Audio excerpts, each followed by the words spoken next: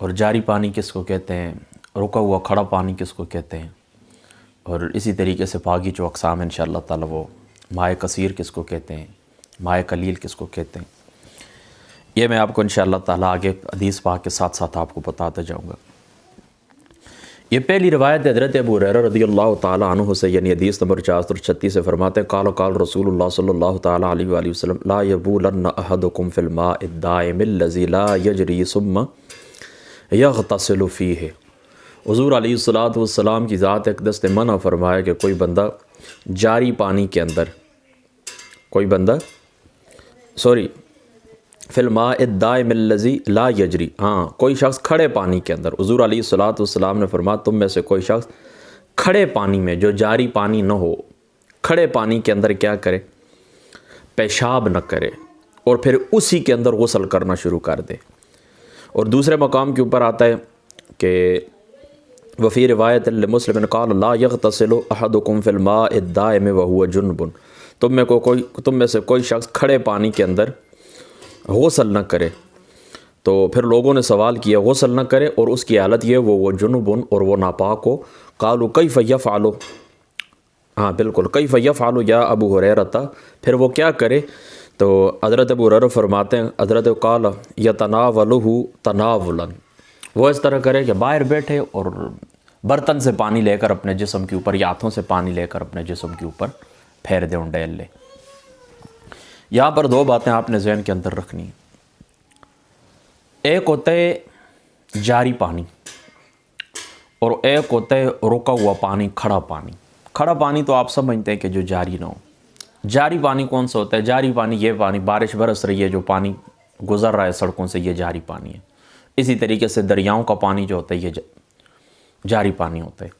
اسی طریقے سے ٹیوب ویل سے جو مشینوں کے ذریعے پانی نکلتا ہے پھر کھیتوں کو جاتا ہے، یہ جاری پانی ہوتا ہے، اس کو جاری پانی کہتے ہیں۔ لیکن اس کے ساتھ آپ یہ تعریف بھی آپ یاد رکھ لیں کہ جاری پانی وہ ہوتا ہے کہ یہ تنکے یا اس طرح قسم کی چھوٹی موٹی چیزیں جو ہوتی ہیں نا وہ بہا کے لے جاتا ہے۔ اب دیکھیں نا کسی ریٹ کے اوپر آپ جائیں نا جہاں پر کھیتوں کو پانی دیا جاتا ہے، وہاں پر آپ وضو کریں نا تو وہاں پر جو چھوٹی چھوٹی نالیاں ہوتی ہیں نا ان سے پانی آگے فصلوں کو جاتا ہے، کماد کی فصل ہے، آلوؤں کی فصل ہے، کچھ بھی ہے، اس کو پانی جاتا ہے۔ تو وہ چھوٹے موٹے تنکے جو راستے کے اندر آتے ہیں نا ان کو بہا کے لے جاتا ہے۔ اس طرح کوئی چھوٹی موٹی اور اشیاء ہوتی ہیں ان کو بھی بہا کے لے جاتا ہے، اس کو کہتے ہیں جاری پانی۔ یہ آپ ذہن کے اندر رکھ لیں، اس کو جاری پانی کہتے ہیں۔ اور کھڑا پانی تو آپ سمجھتے ہیں کہ جو پھر ایک جگہ کے اوپر پڑا ہوا ہوتا ہے، اس کے اوپر تنکے وغیرہ یا چھوٹی موٹی چیزیں جو وہ بہا کے نہیں لے کے جاتا، یہ کون سا پانی ہوتا ہے؟ اس کو کہتے ہیں کھڑا پانی۔ اب دونوں پانیوں کے اندر پیشاب کرنا منع ہے۔ جاری پانی کے اندر تو اگر آپ پیشاب کریں گے تو وہ تو جاری ہے، پانی اس کو بہا کے لے کے چلا جائے گا، آپ اس کے ساتھ وضو کر سکتے ہیں، غسل کر سکتے ہیں۔ لیکن کھڑے پانی کے اندر پیشاب کریں گے تو پھر اس کے اندر آپ غسل اور وضو نہیں کر سکیں گے۔ تو کھڑے پانی کے اندر تو پیشاب کر رہے اس لیے بھی منع ہے کہ پھر آپ اس کو استعمال کے اوپر قادر نہیں رہیں گے، وہ آپ کو پاک کرنے والا نہیں رہے گا۔ لیکن جاری پانی کے اندر اگرچہ وضو اور غسل تو آپ کر سکتے ہیں، لیکن یہ بات یاد رہے کہ پانی سے اللہ تعالیٰ کی ذات اقدس ہے، تمام جانداروں کی زندگی ہے۔ پانی کیا ہے؟ تمام جانداروں کی زندگی ہے، رزق کا ذریعہ ہے، رزق کی وصولی کا ذریعہ، یعنی ہر جاندار کی چیز اللہ تعالیٰ کی ذات اقدس نے پانی کے ساتھ رکھی ہے۔ پانی سبب ہے ہر جاندار کی زندگی کا، تو یہ اتنی بڑی نعمت ہے اللہ تعالیٰ کی ذات اقدس، تو یہ اس کی توہین بنتی ہے، یہ اس کی تکریم کے خلاف ہے۔ اب پانی رزق ہے نا، تو رزق کی تو عزت ہوتی ہے، اور پیشاب کرنا کیا ہے؟ توہین ہے۔ بس یہ بات یاد رکھنا، پانی کھڑا ہو یا جاری ہو، دونوں حالتوں کے اندر اس کے اندر آپ کیا کریں؟ پیشاب نہیں کر سکتے۔ اگر جاری پانی کے اندر کریں گے تو کیے تو آپ نے گناہ، یہ مکروہ کام کیے، لیکن چلو اس کے ساتھ آپ وضو یا غسل جو ضرورت ہے آپ کو وہ کر سکتے ہیں۔ بس یہ بات آپ نے ذہن کے اندر رکھنی ہے۔ حضرت جابر فرماتے ہیں کہ نا رسول اللہ صلی اللہ تعالیٰ علیہ وآلہ وسلم ان یبال فی الماء الراکد، حضور علیہ الصلوۃ کی ذات اقدس نے کھڑے پانی کے اندر، حضور علیہ الصلوۃ نے کھڑے پانی کے اندر ہمیں پیشاب کرنے سے منع فرما دیے۔ سمجھ گئے؟ کوئی اس میں کوئی مشکل بات نہیں ہے۔ آگے بڑھیے، وعن صاحب ابن یزید، یہ رسول پاک صلی اللہ تعالیٰ علیہ وآلہ وسلم کے صحابی ہیں، یہ فرماتے ہیں کہ ذعبت بھی خالتی علی النبی صلی اللہ تعالیٰ علیہ وآلہ وسلم، میری خالہ مجھے حضور علیہ السلام کے پاس لے گئی، فقالت یا رسول اللہ ان ابن اختی یہ میری بہن کا بیٹا ہے یعنی میرا بانجا ہے، تو وجہ یا رسول اللہ اس کو درد ہے، فمسح رأسی ودعا لی بالبرکت، حضور علیہ السلام نے میرے سر مبارک کے اوپر کیا کہ اپنا ہاتھ مبارک پھیرا اور میرے لیے برکت کی دعا کی، ثم توضأ، پھر حضور علیہ السلام نے وضو کیا، فشربت من وضوئی، پھر میں نے حضور علیہ السلام کے وضو مبارک کا بچا ہوا پانی پی لیا۔ یہ تبرک بآثار صالحین کے اوپر بہت بڑی دلیل ہے۔ ثم قمت خلف ظہرہ، پھر میں کھڑا ہوا تو حضور علیہ السلام کی پشت کی طرف، تو فنظرت الی خاتم النبوۃ، میں نے حضور علیہ السلام کی مور دیکھی ہے، مور نبوت دیکھی ہے، بین کتفیہ، جو حضور علیہ السلام کے دونوں کاندھوں کے درمیان تھی، مثل زر الحجلۃ، تو یہ حجلہ پتہ ہے کس کو کہتے ہیں؟ چلو میں پہلے اس کا ترجمہ کر دیتا ہوں۔ میں نے حضور علیہ السلام کے کاندھوں مبارک کے درمیان، فنظرت الی خاتم النبوۃ، میں نے حضور علیہ السلام کی مور دیکھی ہے، نبوت کی مور دیکھی ہے، بین کتفی، حضور علیہ السلام کے کاندھوں کے درمیان، مثل زر الحجلۃ، جس طرح حجلہ عروسی کا بٹن ہوتا ہے، جس طرح حجلہ عروسی کا بٹن ہوتا ہے۔ یہاں پر چند ایک باتیں آپ نے ذہن کے اندر رکھنی ہیں۔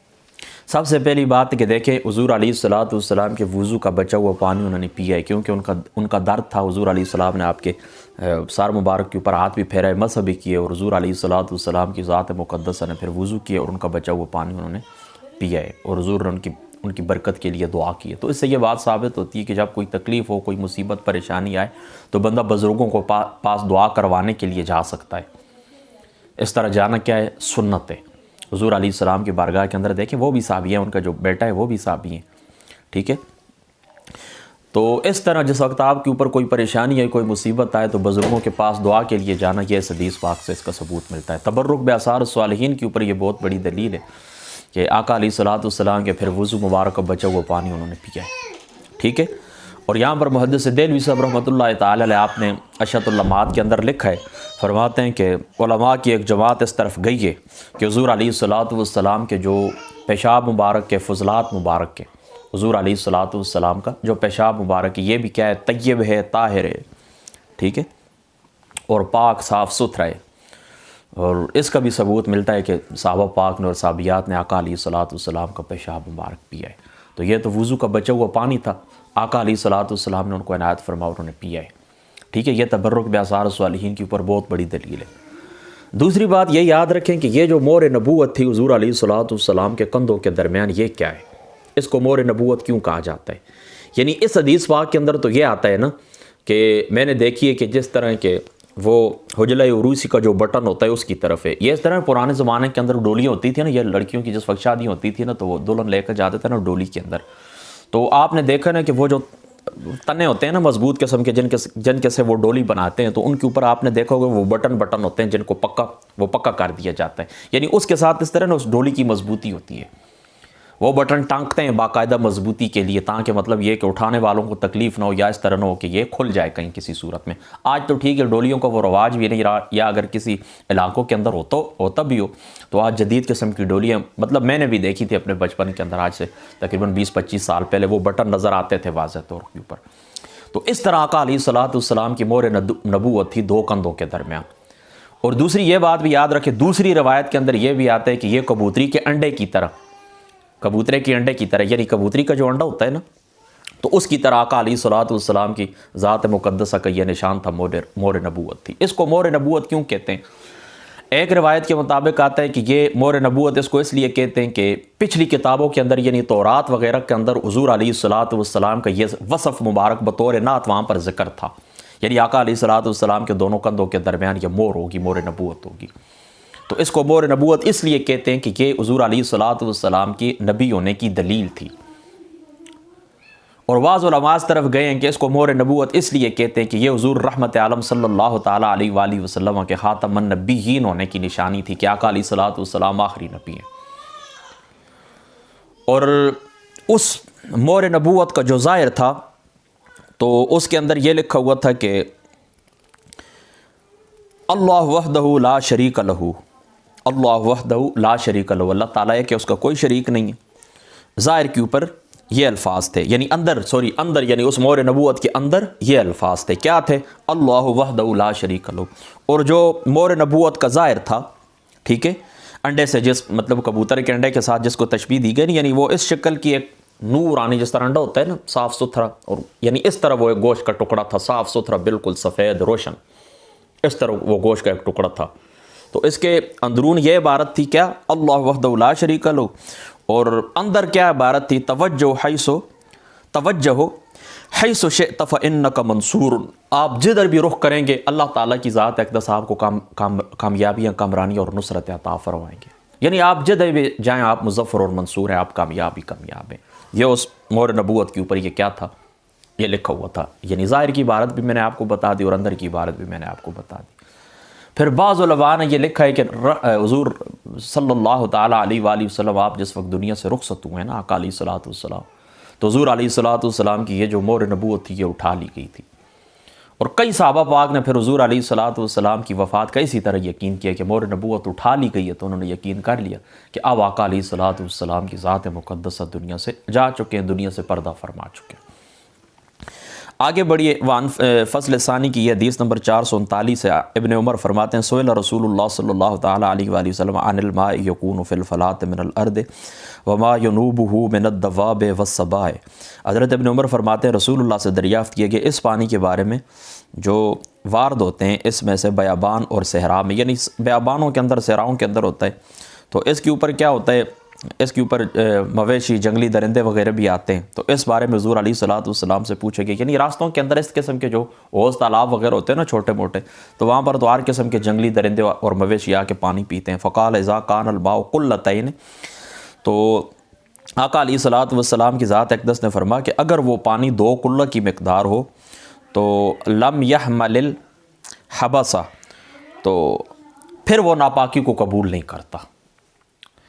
پھر اس حدیث پاک کو سن لیں، حضرت ابن عمر فرماتے ہیں کہ رسول اللہ سے صلی اللہ تعالیٰ علیہ وآلہ وسلم سے یہ بیابان اور صحراؤں کے اندر، اس قسم کے راستے کے اندر جو پانی ملتے ہیں، اور وہاں پر جو پانی پڑے ہوتے ہیں حوضوں کے اندر، تالابوں کے اندر، کہیں پر بھی ہوتے ہیں، تو حضور علیہ الصلوۃ والسلام سے سوال کیا گیا کہ اللہ تعالیٰ کے رسول پھر ان پانیوں کا کیا حکم ہے کہ ہر قسم کے جنگلی درندے مویشی ان کے اوپر آتے ہیں؟ تو حضور علیہ الصلوۃ والسلام نے فرمایا اگر وہ پانی 2 قلے ہیں، وہ پانی کیا ہیں؟ 2 قلے ہیں، تو 2 قلوں کی مقدار اگر وہ پانی ہے نا، قلتین ہے نا، تو پھر کوئی چیز اس کو ناپاک نہیں کر سکتی۔ اب یہ 2 قلے کیا چیز ہیں؟ اس کے اوپر محدثین کا، فقہاء کا اختلاف ہے۔ مطلب یہ ہے کہ قلوں کی تفسیر کے اندر، قلتین کی تفسیر کے اندر علماء کے مختلف اقوال ہیں، بعض کہتے اتنا ہوتا ہے، بعض کہتے اتنا ہوتا ہے، بعض کہتے اتنا ہوتا ہے۔ یہاں پر ایک بات آپ نے یاد رکھنی ہے کہ قلہ اونچی چیز کو کہتے ہیں۔ قلہ کس کو کہتے ہیں؟ اونچی چیز کو کہتے ہیں۔ جیسے مثال کے طور پر پہاڑ ہوتا ہے، اسی طریقے سے اونٹ کی کوہان ہوتی ہے، چوٹی ہوتی ہے، تو یہ قلے بھی جو ہوتے ہیں نا، یہ قلتین جو حضور نے فرمایا یہ بلند ہوتے ہیں، بڑے بڑے مٹکے ہوتے ہیں۔ اب پانی کی مقدار ان کے اندر کیا ہے، یہ بات آپ نے ذہن کے اندر رکھنی ہے۔ ایک مختلط اندازے کے مطابق میں آپ کو کہتا ہوں کہ 2 قلوں کے اندر 200 سیر پانی، بس آپ یہ یاد رکھنا ہے۔ آپ کو میں کیا بتاؤں کہ رتل کتنا ہوتا ہے اور عراقی رتل کیا ہوتا ہے، اور ایک مشق کے اندر کتنا پانی آتا ہے، اور یہ جو پانی کی مشقیں ہوتی ہیں نا، یہ لمبی چوڑی باتوں سے آپ سادی سی بات ہی بس یاد رکھ لیں کہ یہ تقریباً بنتا ہے 200 سیر پانی، یعنی ایک مٹکے کے اندر 100 سیر پانی اور دوسرے مٹکے کے اندر 100 سیر پانی۔ اور یہاں پر یہ بات بھی آپ نے یاد رکھنا ہے کہ امام شافعی صاحب رحمۃ اللہ تعالیٰ علیہ اور امام احمد ابن حنبل رضی اللہ تعالیٰ عنہ، آپ کا مذہب یہی ہے، آپ کا مسلک یہی ہے۔ ان دونوں کا ائمہ کا مسلک کیا ہے کہ جب پانی 2 قلہ ہو نا، تو پھر اس کے اندر کسی قسم کی کوئی بھی ناپاکی پڑ جائے تو جب تک رنگ، بو اور ذائقہ یعنی اوصاف ثلاثہ میں سے کوئی وصف تغیر نہیں کرتا، تبدیل نہیں ہوتا، تو یہ پانی پاک ہی رہتا ہے۔ یہ کس کا مذہب ہے؟ امام احمد کا اور امام شافعی صاحب کا۔ یہ آگے جا کر جس وقت میں مائع جاری کی تعریف کروں گا وہاں پر بھی یہ بات آ جائے گی، پھر میں آپ کو سمجھاتا ہوں۔ لیکن یہاں پر تحقیقی بات میں آپ کو بتا دیتا ہوں کہ محدثین کی ایک بہت بڑی جماعت نے اس حدیث پاک کی صحت کے اوپر کلام کیا ہے۔ ان کے نزدیک یہ حدیث صحیح نہیں ہے، اور میں جس نتیجے کے اوپر ذاتی طور کے اوپر پہنچا ہوں کہ آقا علیہ الصلوۃ والسلام کی ذات مقدسہ سے پانی کے ناپاک ہونے یا پاک ہونے کی مقدار آقا علیہ الصلوۃ والسلام کی ذات اقدس سے منقول نہیں ہے۔ اب آپ سمجھ گئے نا، حضور نبی پاک صلی اللہ تعالیٰ علیہ وآلہ وسلم آپ کی ذات مقدسہ سے پانی کے پاک ہونے ناپاک ہونے کے متعلق کسی قسم کی کوئی روایت صحیح ثابت نہیں ہے۔ اس حدیث پاک کی صحت کے اندر بھی میں آپ کو کہتا ہوں کہ محدثین کی ایک جماعت نے کلام کیا ہے، اس لیے ہمارا اس کے اوپر عمل نہیں ہے۔ اور ہمارے جو امام ابو جعفر طحاوی رحمۃ اللہ تعالیٰ علیہ، جن کی معانی الاثار آپ پڑھتے ہیں، شرح طحاوی بھی جس کو آپ کہتے ہیں معانی الاثار، تو انہوں نے بھی یہ بات کہی ہے۔ آپ فرماتے ہیں کہ اگرچہ یہ بات تسلیم کر لیں کہ قلتین کی حدیث صحیح ہے، یعنی ایک جماعت تو محدثین کی یہ کہتی ہے نا کہ قلتین والی حدیث ٹھیک ہی نہیں ہے، یعنی صحیح نہیں ہے، اور دوسرے کہتے ہیں کہ اگر تسلیم کر لیں تو اس پر عمل نہیں ہو سکتا۔ اس کی وجہ یہ ہے کہ لفظ قلہ کے کئی معنی آتے ہیں، جیسے مٹکا، جیسے مشکیزہ، چوٹی، اور یقین کے ساتھ معلوم نہیں ہے کہ یہاں پر اس سے کیا مراد ہے، لہذا اس حدیث پاک کے اوپر بھی ہمارا عمل نہیں ہے۔ اور یہاں پر یہ بات بھی یاد رکھیں کہ علی بن مدینی رحمۃ اللہ تعالی علیہ جو ائمہ میں سے اور شیوخ میں سے ہیں، اور امام احمد ابن حنبل رضی اللہ تعالیٰ عنہ آپ کے ہمزمان ہیں، آپ کے ہمعصر ہیں، تو اور یہ مزے کی بات بتاؤں کہ یہ شیوخ بخاری میں سے ہیں، یعنی حضرت امام بخاری صاحب کے استاد ہیں۔ کون؟ علی بن مدینی رحمۃ اللہ تعالی علیہ۔ انہوں نے بھی اس حدیث پاک کو ضعیف قرار دیا ہے، ٹھیک ہے۔ انہوں نے کیا کہا ہے کہ یہ حدیث پاک ضعیف ہے، یعنی اس کی صحت کے اوپر آپ نے بھی کلام کیا۔ اور مزے کی بات آپ کو بتاؤں، یہ جو مشہور حدیث ہے کہ وہ جو حبشی تھا کنویں کے اندر گر گیا تھا، ٹھیک ہے، تو حضرت ابن عباس رضی اللہ تعالیٰ عنہ آپ نے بھی اسی طریقے سے حضرت زبیر رضی اللہ تعالیٰ عنہ آپ نے بھی سارا پانی نکالنے کو حکم دیا تھا۔ حبشی کنویں کے اندر گرا تھا، چائے زمزم کے اندر، اس کے کنویں کے اندر گرا تھا، تو حضرت عبداللہ ابن عباس نے بھی اور زبیر نے بھی فتویٰ دیا تھا کہ سارا پانی باہر کر دیا جائے۔ تو وہاں پر سارے صحابہ پاک موجود تھے نا، تو اگر یہ حدیث پاک ان کے علم کے اندر ہوتی تو وہاں پر بیان کرتے نا کہ دیکھیں جب پانی دو کلے ہیں تو کیا فرق پڑتا ہے۔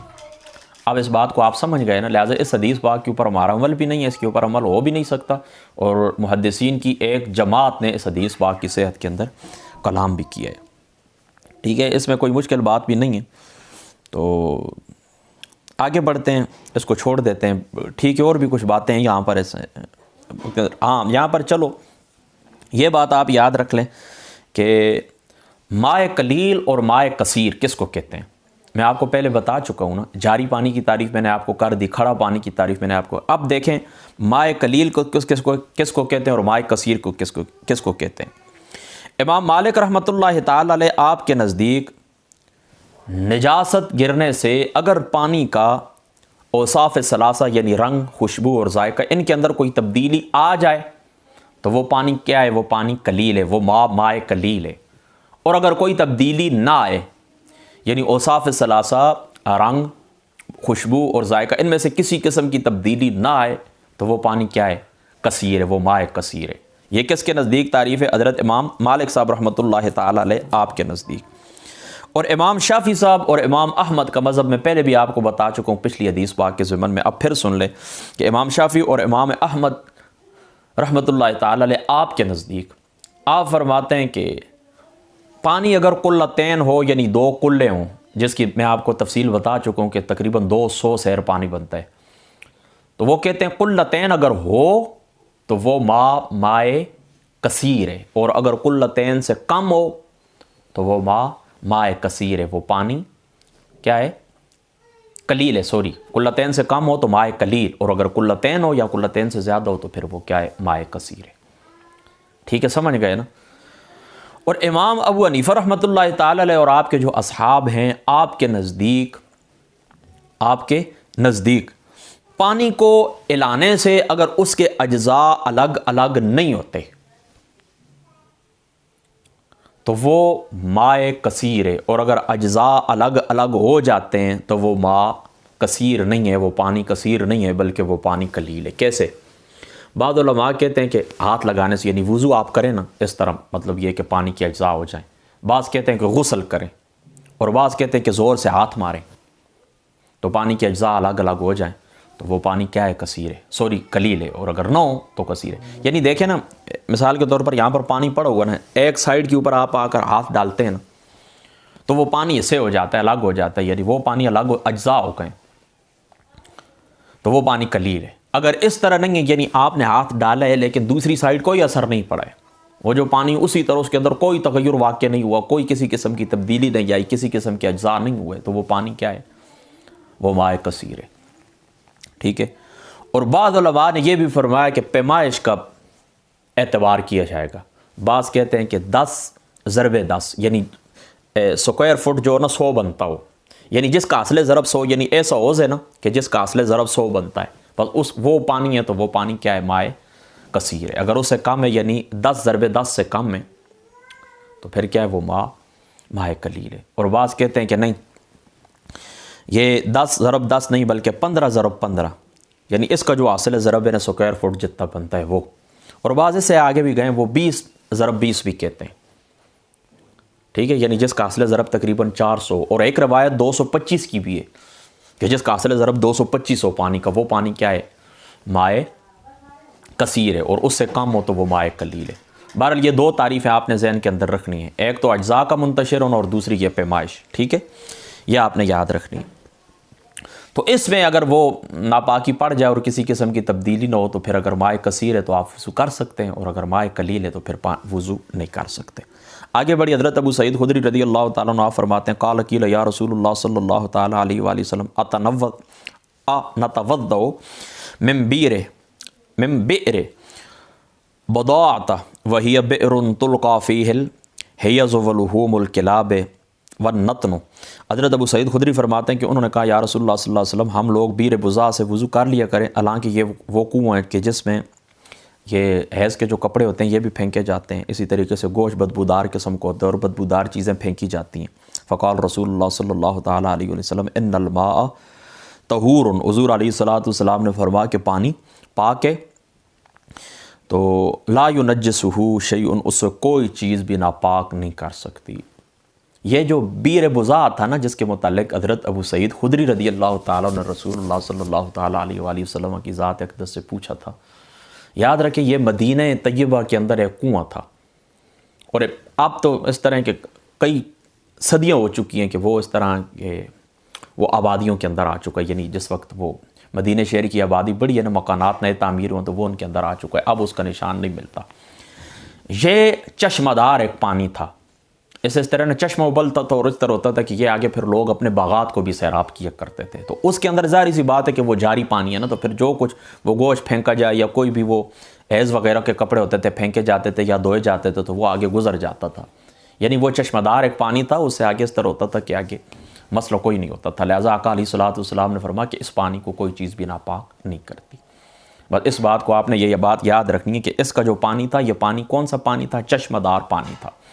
اس لیے آقا علیہ الصلوۃ والسلام کی ذات اقدس نے فرمایا کہ ٹھیک ہے آپ اس سے وضو غسل کر سکتے ہیں. اور احناف کے نزدیک جو چشمہ دار کنواں ہوتا ہے نا, چشمہ دار جو ہوتا ہے نا کنواں, وہ جاری پانی کی طرح ہوتا ہے.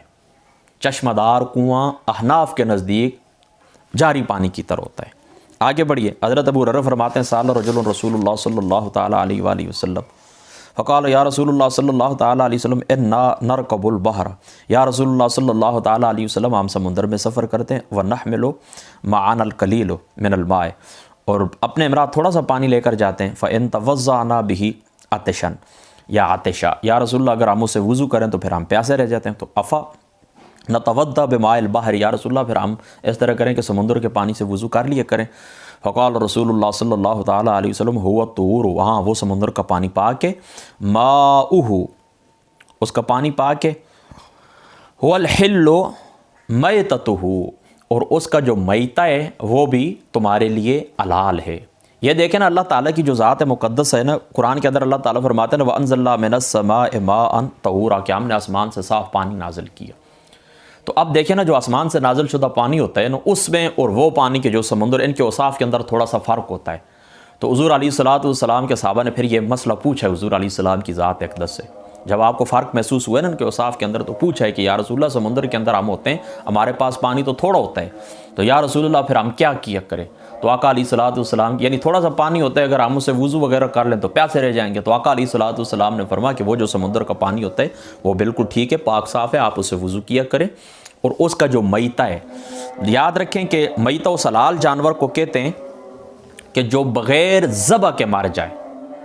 میتہ اس حلال شے کو کہتے ہیں, کوئی بھی چیز ہو, جانور ہو, پرندہ ہو, میتہ حلال جانور کو جو بغیر ذبح کے کیا ہو جائے, مر جائے, اس کو میتہ کہتے ہیں. اب یہ جو مچھلی ہوتی ہے نا، مچھلی یعنی یہاں پر میتہ سے مراد کیا ہے؟ ہم احناف کے نزدیک اور جمہور محدثین کے نزدیک میتہ سے کیا مراد ہے؟ میتہ سے مراد ہے مچھلی۔